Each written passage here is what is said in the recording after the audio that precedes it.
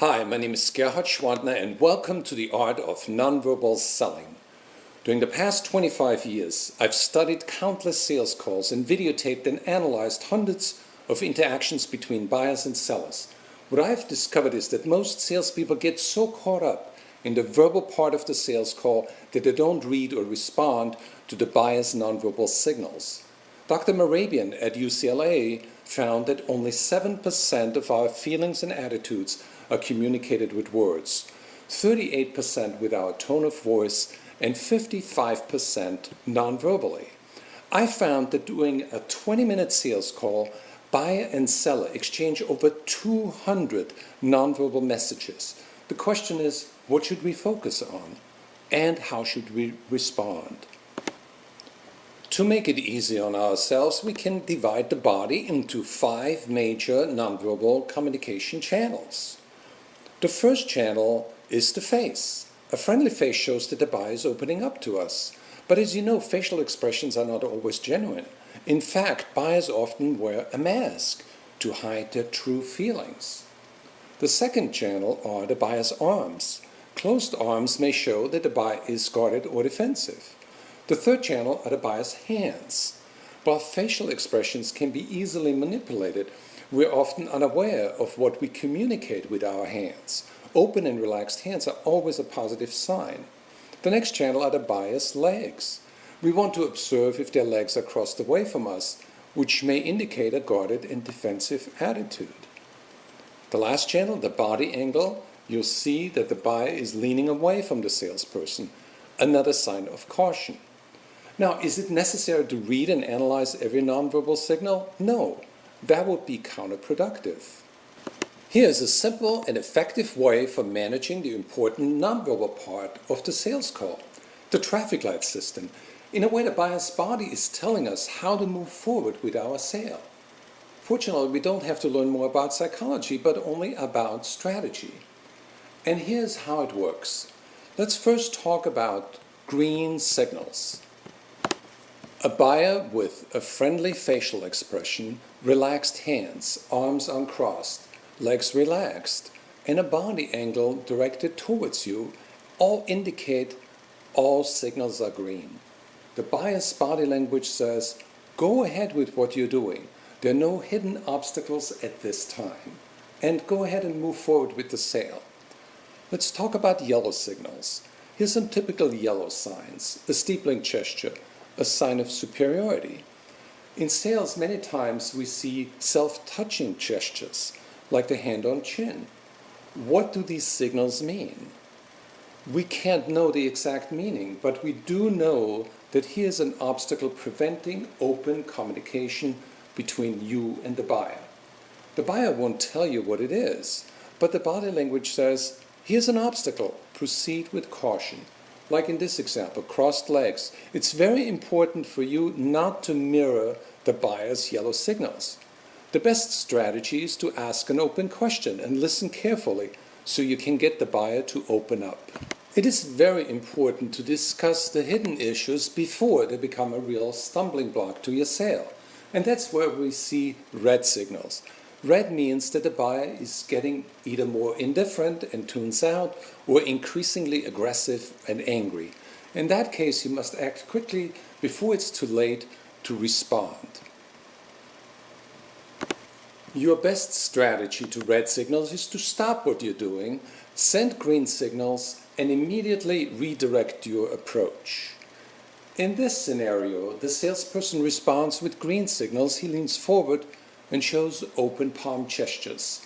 When you express understanding of the buyer's feelings, chances are that the buyer will open up again. On your next sales call, pay attention to your customer's body language. Use the traffic light guide to make your counter moves. If you see green, proceed. If you see yellow, ask open questions. If you see red, stop and redirect your approach. Successful salespeople sell more with their eyes, and so can you. They communicate green signals throughout their call, and they close the sale when the buyer communicates green. Practice the art of nonverbal communication to make more money than you ever thought possible.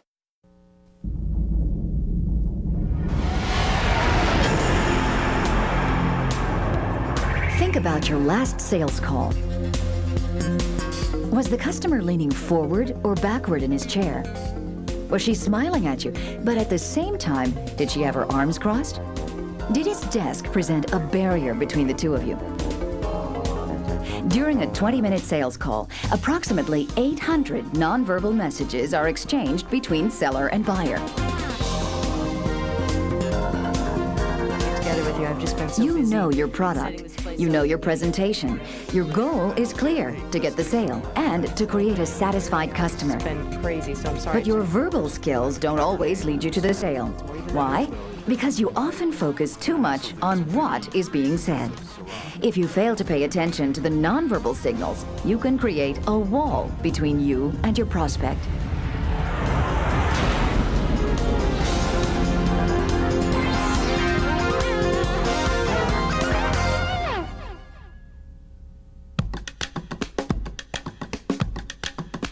Scientific research proves that we communicate 55% of our feelings and attitudes through nonverbal expressions, 38% through tone of voice, and only 7% through spoken words.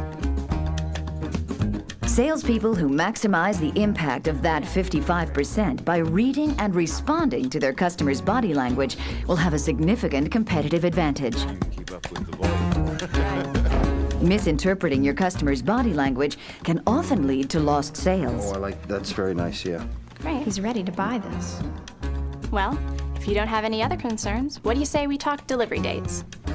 What if I pay all that money and it isn't compatible with our equipment? If I may show you one more thing. So, do you feel this will work for you? This sounds great. Yeah, I think I want this. I'm gonna do what we need. I just need to run it by Brad, as I mentioned. He's not as interested as I thought. Final say so. Well, you know, I'll get out of your way here. Maybe if I can just leave my card with you. Appreciate that. No, it's not a problem. Hey. Thanks. You can avoid these nonverbal mistakes, improve your observation skills, and learn to interpret major nonverbal signals and their meaning to your selling strategy. To successfully manage and control a sales call, we must become aware of our customer's body language, aware of our own body language, and manage to advance the sale and our relationship with the customer by applying the most appropriate verbal and nonverbal skills. When we use nonverbal communications techniques together with professional selling skills, you can identify and overcome negative nonverbal signals early in the sale. Why don't I sit over here so we can go over our material together? Respond faster and more accurately to buyer concerns. Sherry, why don't we develop a quality assurance standard that matches your requirements? It all begins with how you read your customers' true feelings and attitudes, feelings that they may be unaware of or trying to hide. Monitoring the buyer's nonverbal signals starts with a receptive state of mind. The ability to read the customer's age, ethnicity, energy level, and personality, as well as the immediate environment, helps you respond instantly, appropriately, and successfully throughout the sales call. Go ahead. All right, thanks. I got somebody in my office. I'll give it to you. Ah, Susan. Good to see you again. It's nice to see you too. Scanning is simple because there are only 5 major channels of nonverbal communication: face, body angle, arms, legs, and hands. Pay all that money and it isn't Observing a single gesture or focusing on one channel alone may not give us enough information, but scanning all 5 channels will provide us with vital clues about our customer's state of mind, expanding our awareness of his or her true feelings and I'd like to attitudes. show you how beacon printing can... An upright posture or body movement directed toward you is an important clue, signaling the sale is headed in the right We can direction. achieve that. There's no reason not to do it. I really like That stuff. Conversely, when your customer leans back or away from you, he may be sending a negative message. Your buyer's face can be a puzzle. People often mask disinterest or disagreement behind a friendly smile. That's been my experience in other stores. Some buyers are trained to frown when they hear any price, a simple but often effective nonverbal strategy designed to get a deeper discount. You're not going to be able to beat that price anywhere else. Skin color, such as a sudden flush or deepening redness, can indicate anger or embarrassment. Where your customer puts her arms, how she moves them, and the intensity of her movements can give you vital clues to your selling strategy. Fairly high production schedule. How you doing? Likewise, customers often cross their legs away from you when they first sit down next to you. Then a few minutes later, you both find yourselves mirroring each other's body language. Goodness. However, the most revealing and reliable nonverbal signals are expressed through our hands. Relaxed hands and open palms indicate positive feelings. Keep up with the volume. Clenched fists indicate the opposite. Provide We're often unaware of self-touching gestures, such as hands on chin, ear, nose, arm, or clothing. These silent messages often indicate anxiety or tension. today. I know that you are very busy. On your next call, focus on your buyer's hand gestures. And I have a Syrah. While most people can easily control their face, their hands will reveal the buyer's true feelings. My customers seem to... Remember, a single gesture may be insignificant. If you sign this here, What's important is to observe all 5 channels to find clues to whether your customer is reacting positively to your sales approach. Massive desks are visual barriers. It's hard to read your customer's body language in this setting. Sitting next to the buyer puts you on a more equal footing where the atmosphere is more congenial. Last week. Remember, the objective of a sales call is not to walk away with a psychological profile of the customer, but to close the sale. Yes, I do. if you sign this here, you're getting the best quality product, the best price, backed by our guarantee. To master nonverbal selling power, we need to learn to read and interpret the customer's nonverbal messages and understand their meaning to our selling strategy. Please have a seat. Thanks for meeting with me. Just as a traffic light tells us to go, proceed with caution, or stop, the buyer's body communicates similar messages. Try to get, Green signals indicate that the customer is open and receptive to what you're saying. Your best strategy here is to move forward with your sales call. breaking down. Here are typical green signals. Your customer's body is leaning toward you. His face is friendly and smiling. His arms and legs are relaxed and uncrossed. His hands relaxed with palms open. You're on your way to making a sale. Well, if you don't have any other concerns, what do you say we talk delivery dates? I don't know where the corporation's going. Yellow signals warn us to use caution.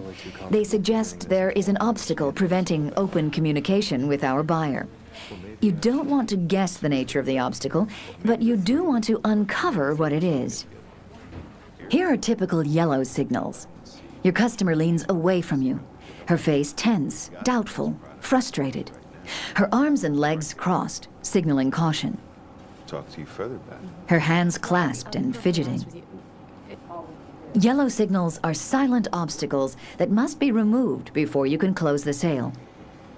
Don't ignore the body language of your customer when it indicates guardedness, frustration, tension, or doubt. What would be your best strategy for handling yellow signals? First, be sure your body communicates green signals. Had many problems at all. Second, ask open-ended questions to get the buyer to open up. Just how important is it to you to increase speed while reducing overhead? Well, obviously it's very important to me, but what's probably more important to me at this particular juncture is making sure that we stay within our budget. Third, once the unspoken objections have been addressed, continue to display green signals and use open questions to encourage your customer to open up even more. Upgrade the equipment while keeping... If we fail to respond to a client's yellow signals, it's very likely that they'll turn red. Listen, your last delivery was a week late. You cannot expect any more business from me unless you can guarantee on-time delivery. I'm sorry about the late delivery. Red signals alert you to stop. You are now facing nearly insurmountable barriers, and you need to repair the relationship first before you can move on with the sale. The cause of it was that the replacement shipment didn't go out until after the holiday.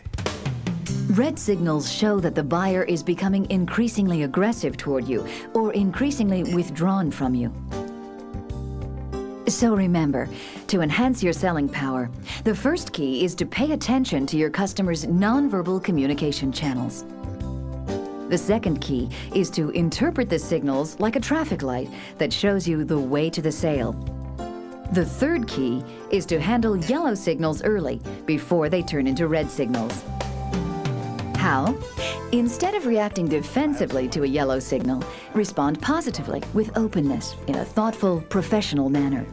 A simple, open question will show your customer that you care and that you're prepared to deal with any obstacle to your relationship or your sale. As you ask the question, be sure that your own body language signals green. You don't want to become the obstacle in the buyer's mind. In order to manage nonverbal communication in sales, we need to recognize that nonverbal signals always precede spoken words. Body language comes first. Really not in a position to spend a lot of money on. As a keen observer, you can catch a negative feeling before the buyer is able to verbalize the feeling. Staple. I'm not. Here's how you easily remember your nonverbal strategy. F.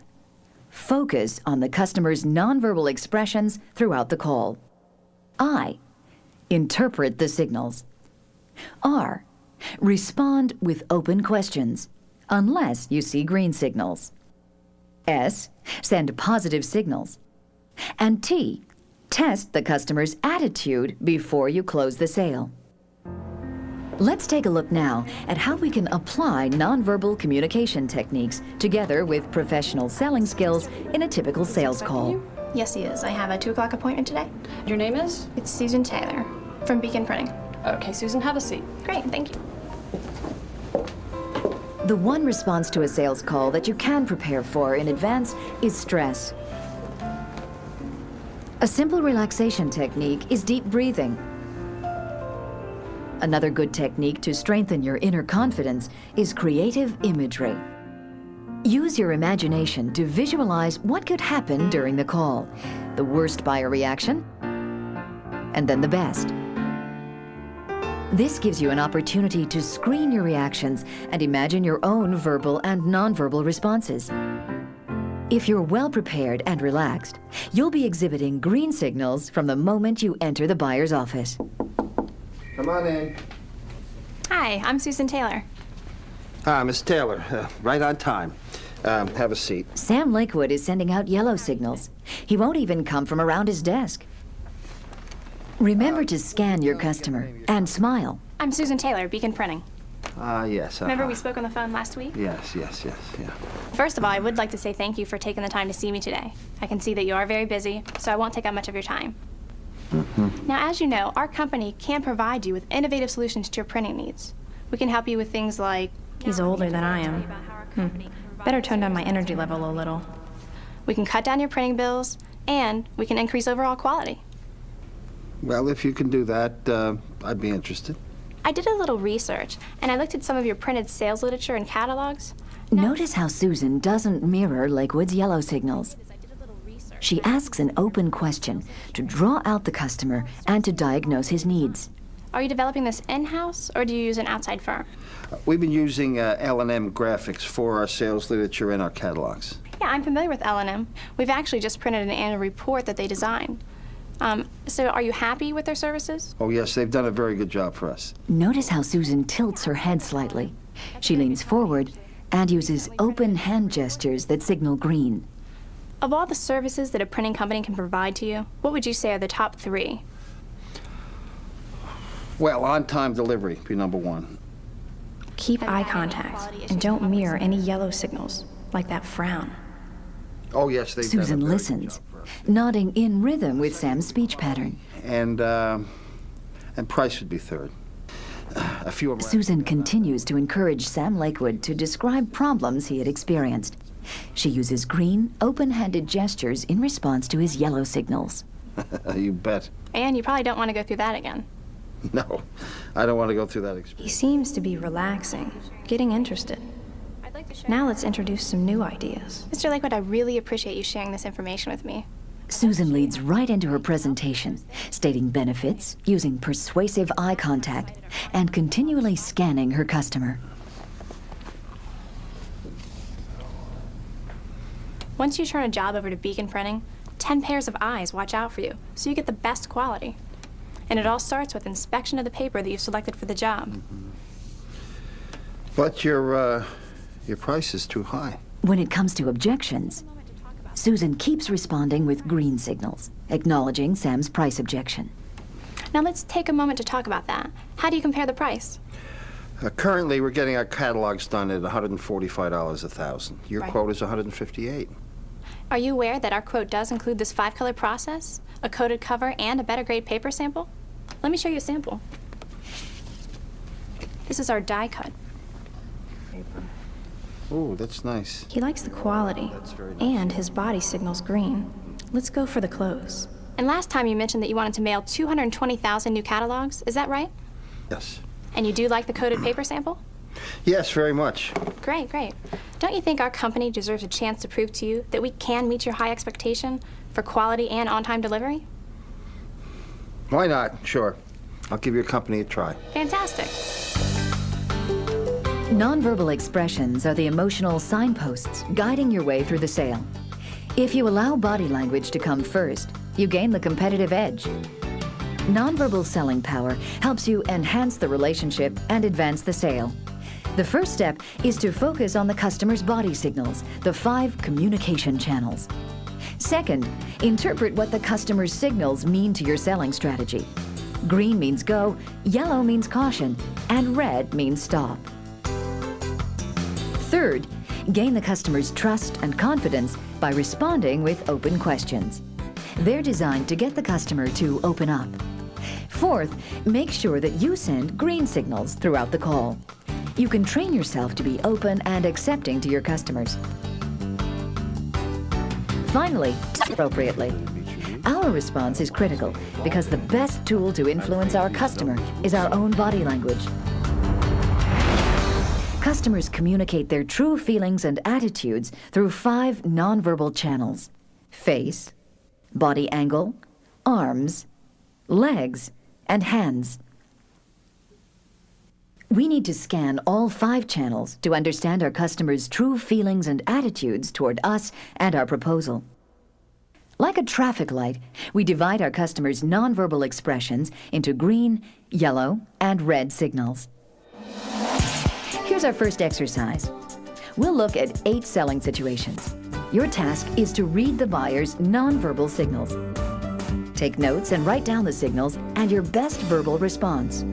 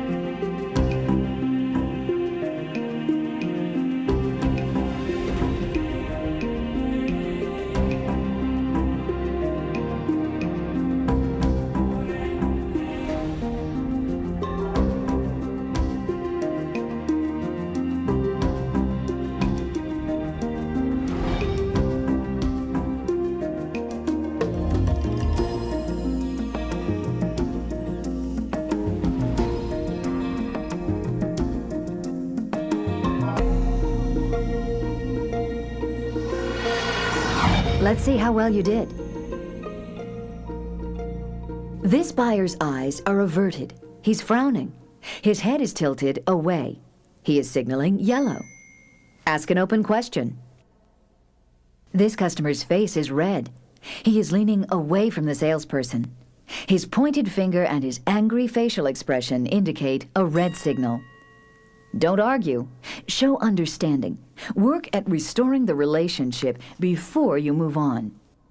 This buyer is looking away from you. Her hands are clasped. Her shoulders are raised. You're dealing with signs of tension and worry. She communicates yellow signals. Answer her questions truthfully and ask open questions to uncover her true feelings. This customer's arms and hands are open, palms up. His body is leaning forward, legs uncrossed. The face is relaxed. The buyer is signaling green. That's a sign to close the sale. This customer is leaning away from you. His hand is pulling at his neck. His facial expression shows doubt, a strong yellow signal. You need to respond to the obstacle with open questions. This customer is leaning away from you. Her shoulder is raised against you. She's pulling on her arm. Her facial expression indicates a strong defensive attitude. Increased withdrawal is a red signal. You need to acknowledge her feelings, express understanding, and create positive involvement. This customer's facial expression is friendly. Arms are uncrossed, hands relaxed. A green signal. It's time to ask for the order. This buyer's hand is raised. His thumb is covering his lips. His facial expression indicates doubt, a yellow signal. Your best strategy is to answer the buyer's question and follow up with a probing question to test the buyer's attitude. Remember to use the first acronym for developing your nonverbal strategy. F. Focus on the customer's nonverbal expressions throughout the call. I. Interpret the signals. R. Respond with open questions. S. Send positive signals. And T. Test the customer's attitude before you close the sale. Let's get started with our second exercise.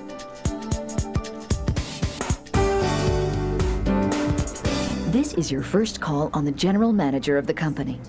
Let's see what signals you can pick up during the critical first 10 seconds of the call. Susan Taylor from Beacon Printing. Okay, Susan, have a seat. Great, thank you.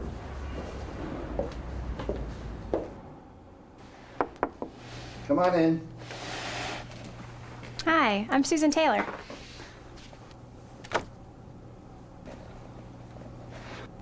Have a seat.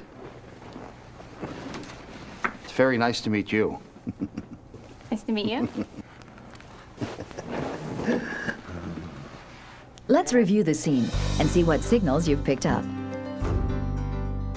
Mr. Lakewood is preoccupied. How would you get his attention?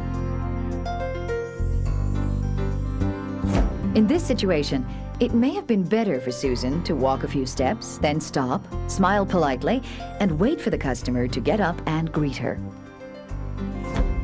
Do you smile when you meet a new customer? Remember, we want to send green signals from the beginning. When a customer looks you over like Mr. Lakewood, how should you respond? In this situation, you want to show confidence and avoid getting forced into power games. How? Take charge of the situation and state your business purpose.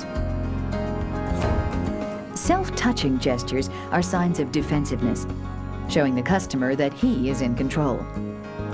Yellow signals won't help your sale. A palms-down handshake is yet another power signal, indicating that the customer has a need to be in control. If you can, always select a chair with an unobstructed view of the customer. Here is our third exercise. The customer has been very friendly and receptive throughout the call, but then you give him the price. So with a 3-year warranty and a service contract, we're talking about an investment of $8,700. $8,700? Where's the savings? By assuming this posture, what nonverbal signal is he communicating? His face is friendly, but puzzled. He is leaning toward the salesperson. His legs are crossed toward the salesperson. His body language expresses green signals, even though his verbal expression contradicts them. Oh, I need a lower net price. What would be your verbal and nonverbal response? Maintain your open posture and strong eye contact. What would you say to him? If you buy 2, I can give you a lower price. I don't need to, I just need 1 at a lower price. I can save you $850 by taking away the service contract. Look, I'm gonna need that service contract.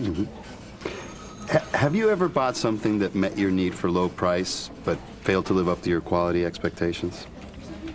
Yeah, why? I think we're in a similar situation here. You told me that your previous model had many breakdowns that cost you money and aggravation. I assume you want to avoid these problems in the future. Of course I do. If you sign this here, you're getting the best quality product at the best price, backed by our guarantee. Still $8,700. The buyer's body language signaled green. There was no reason for last-minute price concessions. Remember, don't wait for a verbal invitation to close the sale. Just ask for the order at the earliest opportunity. Here's our fourth scenario. The old. You're in the middle of your presentation when your busy customer is interrupted by an important phone call. Okay. Yeah, speaking. Hey! What nonverbal signals is he communicating? His eyes are averted, and his tone of voice indicates tension and frustration. All yellow signals. I'm not Look, I got somebody with me right now. How would you handle the interruption and the possible change in attitudes? Remain neutral and relax. Listen. Think of a way to reconnect by refocusing on the business at hand. When he hangs up, re-establish eye contact. Look, I don't want any excuse. Look, I have... After an interruption, you want to create involvement with specific questions to draw your buyer's attention back to the business discussion. Now, would you like to see your company looking like that? Investment, but the long-term... What makes selling such an exciting profession is that every call is different. Even when you know customers very well, they can surprise you with new attitudes that you may not have noticed before. That's why we need to remain vigilant and listen with our eyes and ears wide open. Approach every call as if it were your first. Test the waters with open questions before launching into your presentation. Scan the buyer's body. Keep your own body relaxed and communicate green signals.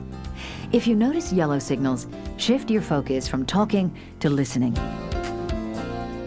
Ask open questions. Give the buyer a chance to express the hidden obstacle to your communication. If you show your customers that you really care about them, that you're able to serve their needs and solve their problems, you'll get more green signals than you ever thought possible. Now you're about to see how a role-play exercise called the practice call can increase your sales success. In the practice call, the buyer's situation is fictitious, but the behavior is realistic. And by the end of the day, it's like a link trainer for airline pilots. Pilots can test their skills in a safe environment where the responses are real and a mistake will never hurt anybody. As a matter of fact, mistakes are a very good thing in the practice call. You don't want to maybe be trying out a new sales technique on a real customer because you'll stand the chance of losing the sale. Here, there's no risk. Okay. So, who wants to be the seller? All right, I'll do it. Okay, Tony, here you go. Tony, this is your case. And the buyer? I'll do the buyer. Beautiful. Okay, Michael, and that leaves you, Susan, to be the observer. So, I'm going to give you a few minutes to prepare, and then we'll get started. Great. Won't be hard on me. No promise. As the seller, Tony is going to call on a prospect. His objective is to open the call, present his product, explain customer benefits, and use a trial close. Michael will be playing the part of a typical prospect. His time is limited and he's busy. His goal in this call is not to volunteer any information unless the salesperson asks a specific question. As an observer, Susan will be observing, recording, and evaluating the seller's performance. She'll take notes to record the flow of the conversation and keep track of the nonverbal signals of both the seller and buyer. Also, she'll write down what she would do if she were in the seller's situation, so she can offer suggestions to the seller. As the viewer, we encourage you to assume the role of the observer. Please take notes and write down what was good and why. Also state what you would improve and how. So, you ready to observe? Absolutely. Okay. Mr. Mackey, Tony Thompson. Hi, how you doing? Thank you for taking the time to see me. You only got a few minutes. So. Okay, I'll be quick. I was wondering, do you have any cigars, Dominican, in the range under $2? No. Okay. Terrific. Oh. And here they are. Yeah. Okay, this is a curly head. Arturo Fuentes makes it. You're familiar with Arturo Fuentes? Of course, yes, yes. Right. He makes his cigars. and it retails for about $1.35. And it's a unique cigar in the sense that it is made from novice rollers, and they're made from the cuttings of the leaves, which they use to make their fine cigars. Yeah. So the taste is really good. It might not burn as evenly. So Arturo Fuentes basically sells itself, and when you got a $1.35 cigar, which tastes just like his premium cigars because it's the same fillers, the same leaves, then you should have no trouble selling those. You play golf? It smells very nice. Yes, of course. It's a good golf cigar. Yeah. Oh. Yeah. It'll stay lit through the wind, anything. So this one here, are you familiar with Padron? Yes, of course. This is a Nicaraguan cigar. It's a Honduran filler with a Cameroon wrapper. That's very good. Yes, it's a full-bodied cigar. Yeah. And that sells in the $6 range. Those would be for the people who like to smoke more intense cigars. Does your clientele buy mostly high-end cigars, or? Well, we have a range, mixture. You know, middle class to upper middle class people. So they're usually looking for what, $8 cigars, or? Just the full range, really. We need more of these. Some people come in, they want to try cigars out, you know, and by location and so forth. So that, you know, we really do. I think I'll probably take 50 of these. All right. You want a bundle of those? Terrific. Yeah. I would leave these with you if you'd like to smoke them. I'll tell you what I'll do is I'll go ahead and I'll take a bunch of these. Okay. Get your bunch. And with the Padron, let me smoke it. All right. Let me taste it, and I'll let you know sometime tomorrow. Would that be? Okay. That sounds great. Yeah. All right. If I may suggest, smoke it after dinner. A cup of coffee, a little espresso. Goes very well. Especially if you have spicy food. That'll hold up to it real nice. Well, then I know where I'm going for dinner. All right. Okay. All right. I'm out of here. Yes. Thank you very much. Thank you. That was great. I could tell you were really invested. During the evaluation of the practice call, the seller gets a chance to reflect on the experience. Next, the buyer shares his comments, and then the observer will evaluate the performance and offer suggestions for improvement. Hear what you thought was good and why. Okay. Let's see. First, I'll talk about the verbal things you did that I thought were good. There was actually a lot of things. You guys did really well. So first thing is I like that you verbally acknowledged the time constraint that the client had, but yet you remained confident. I think that's good because it kind of puts the customer at ease. I think a lot of salespeople can just sort of smooth over that and ignore it, but you were like, okay, I won't take up much of your time. So I thought that was good. I liked how you pointed out that he had a place in his stock for your product in that price range. I thought that was a very effective sales technique, and it sort of establishes the need for the client. As far as nonverbal, you did a lot of things there as well. I noticed that you kept your palms up and out, and I think that's great. It shows, it's kind of an open, non-threatening gesture that I think the client responded well to. You also nodded your head a lot when he was talking, which shows that, once again, you're listening, you're receptive to the client. And finally, I liked how you mirrored the client's smile and laughter, that you really established rapport, I think, with all your nonverbal and verbal things combined. Okay, that's terrific. Now let's move on to what can be improved and how. Like I said, they did really well, so there wasn't a whole lot, but I did pick out a couple of things. As far as verbal, I do feel like you let the client off a little too easily with the padrones. I think you had a great thing going. I thought you were a little too conservative there. I think you should have at least made an attempt on the client. He was giving you a good response. He did get a little bit more relaxed. I think you should have, once you had the sales momentum going, an add-on would have been a little bit easier. Perhaps you should have suggested that he try maybe 50 of the padrones. You know, just try 50. And, you know, if they don't sell well, if you don't like them, you don't have to order them ever again. But I think you need the product, but all you really did is just let him try one. I think you could have sold him. He was in a pretty good mood. But as far as nonverbal, the only thing that I noticed that you needed improvement on was sometimes you looked a little to the left and down when you were talking to the client, and sometimes that can be interpreted as a little bit shady. You did say a few things like, you know, these taste, the $1.50 or something cigar tasted just like the premium.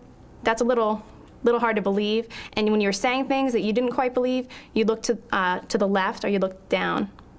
Other than that, though, I thought overall it was really fantastic, and I really had to reach to find things to improve. She's pretty thorough. That was an excellent example of what was good. Well, Okay, well, it's time to trade places. Oh, good. I don't know if I can. Now that you've seen how a typical practice call exercise is conducted, you can apply this learning tool to your situation.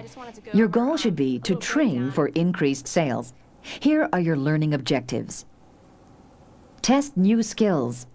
Remember, it's better to experiment in the classroom than to role play with real customers. Review how others see you.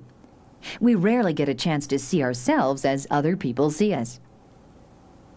Adapt positive body language. Learn to automatically assume an open and relaxed body posture. Increase your motivation to change. Once you apply the power of nonverbal communication, you'll always have an edge. Narrow the gap between thinking and doing. How? Through ongoing practice. All right, what about if you're a banker and I'm selling you? We encourage you to participate in these practice call exercises. Company looking like that. Allow yourself to experiment and make mistakes. Mistakes show that you're not afraid of learning. The only mistake you can make is not to learn and grow. A black belt one day? 3 years. Nonverbal communication is the biggest part of acting, actually. One of the things that I do in the class that I teach, the acting class that I teach, is that we'll take a look at the opening scene of The Godfather. And then we just go over the lines, and of course, really when you pay attention to the scene, The Godfather sounds actually a bit wimpy, but he wins, and he wins big time in that scene. So we watch it again with the volume down. And you can see that he's spending the whole time threatening the Undertaker with his body. It's all nonverbal. Sometimes when I practice a script, I'll actually look in the mirror to see if I'm doing the proper gestures. You know, sometimes if you're nervous, you can come off, you know, like you might start fiddling with something. And even though you're saying the right script, if you're fiddling and I'm supposed to be confident, you know, it's a total contradiction. So I think you have to make sure that you don't just have the verbal script down, that you're doing the proper nonverbal gestures as well. Positive nonverbal communication could be done through a smile or open hands or your body being relaxed and comfortable with the person that you're dealing with, whether it's in a scene or in any other situation. How about the scene where Gerhard gave you the cigar? Oh yeah, well he's a great salesman anyhow. he's great at that, and it was just good because with what he does there, just presenting the cigar, well, you had to participate, you had to smell it, you had to become part of what he was doing, and I think that was a great sales technique. A lot of times when I go on a job, on the way there, I don't turn on the radio, I don't listen to music. I actually sit there and kind of think about the client, think about what they're looking for, and try to become that.